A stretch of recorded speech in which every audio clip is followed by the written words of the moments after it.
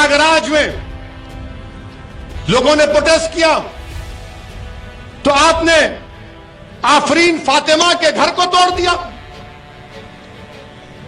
पूरे घर को तोड़ दिया। क्या कहा उत्तर प्रदेश की सरकार ने कि इसका बाप और यह जिम्मेदार है? क्या कोर्ट किस लिए है फिर बताओ आप? अदालत किस लिए है? जज किस लिए है? पुलिस किस लिए है? अगर तुम तय कर लोगे 15 दिन से नुपुर शर्मा गिरफ्तार नहीं होती और हमारे खिलाफ जजमेंट दे दिया जाता है कि तुम मेन आदमी हो, तुम्हारे घर को तोड़ दिया जाएगा। और घर को तोड़ रहे हैं। और ये मीडिया के लोग जो इंग्लिश चैनल है न्यूज 18, वो क्या कहता है? वो क्या कहता है कि आफरीन फातिमा के घर से एक पोस्टर निकला। पोस्टर पर वो रिपोर्टर दिखा रहा है, अंग्रेजी में लिखा है, When injustice becomes law, rebellion becomes a duty। उसका माने यह है कि जब नाइंसाफी एक कानून बन जाता है तो उसके खिलाफ एहतजाज करना सबकी जिम्मेदारी बनती है। यह थॉमस जेफरसन अमेरिका के सदर ने कहा था। और ये रिपोर्टर का इसके घर से यह निकला।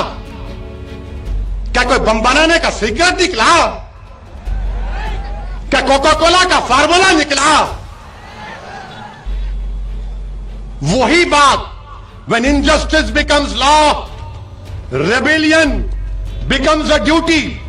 ये कौन लिखा था मालूम आपको? महाराष्ट्र के ex chief minister Devendra Fadnavis की पत्नी ने ट्विटर पर लिखा था। तुम तोड़ोगे घर जाकर फडणवीस का? हमारा घर तोड़ दिया तुमने। तुम कौन होते अगर उसने किया? आफरीन फातिमा के बाप ने किया तो कोर्ट में चलाओ ना केस, सजा दिलाओ उसको, जेल में डालो, कोर्ट में कन्विक्ट कराओ। क्या उत्तर प्रदेश का मुख्यमंत्री उत्तर प्रदेश का चीफ जस्टिस बन चुका है कि वो फैसला करेगा कि किसका घर तोड़ दिया जाए? अगर आफरीन फातिमा के बाप को सजा भी होगी तो घर कैसा तोड़ते हैं आप? मुझे सजा होगी तो मेरा घर कैसा तोड़ेंगे आप? मुझे सजा होगी ना, मेरे घर को तो नहीं तोड़ा जा सकता। सारी दुनिया के सामने आपने उस बच्ची के घर को तोड़ा, बुलडोजर लगाकर तुमने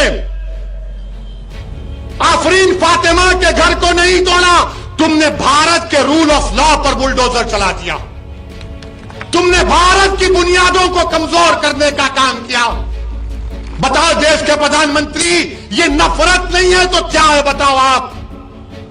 अगर वो जिम्मेदार है तो चलाओ ना कोर्ट में केस। अच्छा, घर किसका तोड़ते हैं? उस बच्ची का घर तोड़ते हैं जो उसके बाप को मुल्जिम करार दे रहे हो। बाप का घर नहीं है, उसकी बीवी का घर है। बोलते इलीगल बनाया गया। तो क्या 6 साल से यूपी में बीजेपी की सरकार सो रही थी? और आपने क्या किया? पत्थर फेंके, घर तोड़ दिया।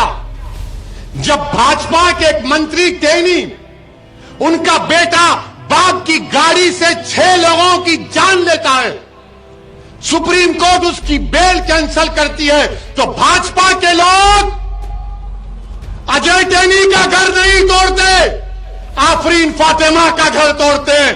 बताओ भेदभाव कौन कर रहा है? अजय का घर है तो नहीं तोड़ा जाएगा, फातिमा का घर है तो तोड़ा जाएगा। ये कौन सा इंसाफ है? ये कौन सा इंसाफ है बताओ आप? उसका नाम अजय है तो घर नहीं टूटेगा। 5 लोगों की हत्या का इल्जाम।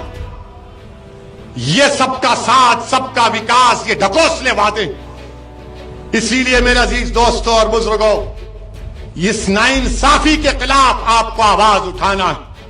हम देश के प्रधानमंत्री से अपील कर रहे हैं, ये बुलडोजर जो आप घरों पर चला रहे हैं, एक समुदाय के घरों पर चला रहे हैं प्रधानमंत्री, देश के संविधान को आप कमजोर कर रहे हैं। ये देश चलेगा तो संविधान से चलेगा।